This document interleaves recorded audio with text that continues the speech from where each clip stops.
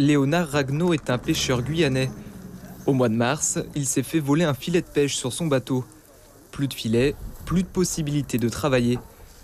Quelques jours plus tard, il se construit un nouveau filet, saisi cette fois-ci par la gendarmerie maritime. Les dimensions ne respectaient pas la norme européenne qui est de 2500 mètres maximum. Alors voilà, ici je vous présente le type de filet avec lequel je pêche depuis plus de 10 ans. Et c'est ce filet qu'on m'a volé début de l'année.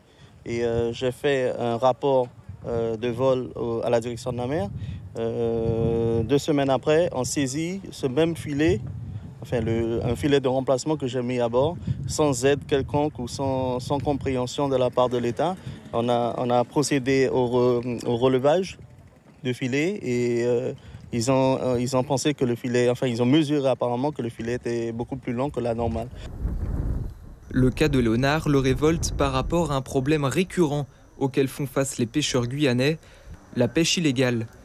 Des bateaux surinaméens et brésiliens utilisant des filets de plus de 4000 mètres de long parfois sur les mers guyanaises.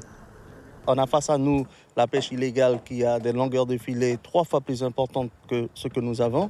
Et malgré tout, on trouve le temps de venir nous sanctionner, nous Français qui travaillons. Face au phénomène, les pêcheurs se sont regroupés au sein d'un collectif, le collectif de sauvegarde de la filière pêche guyanaise. Ils réclament un contrôle accru des navires étrangers auprès de la direction de la mer. On déploie des moyens en mer de manière récurrente. Donc on a une unité littorale des affaires maritimes qui va être une nouvelle unité littorale des affaires maritimes qui va être déployée sur la zone ouest très prochainement, qui fait suite à une demande des professionnels lors des accords de Cayenne. Et sur la zone est, il y a des opérations interadministrations qui sont menées, des opérations coup de poing qui permettent régulièrement de dérouter des navires. Ah oui. Selon un rapport effectué par l'Ifremer en 2012, il y aurait chaque jour entre 25 et 30 navires de pêche étrangers illégaux sur les eaux guyanaises.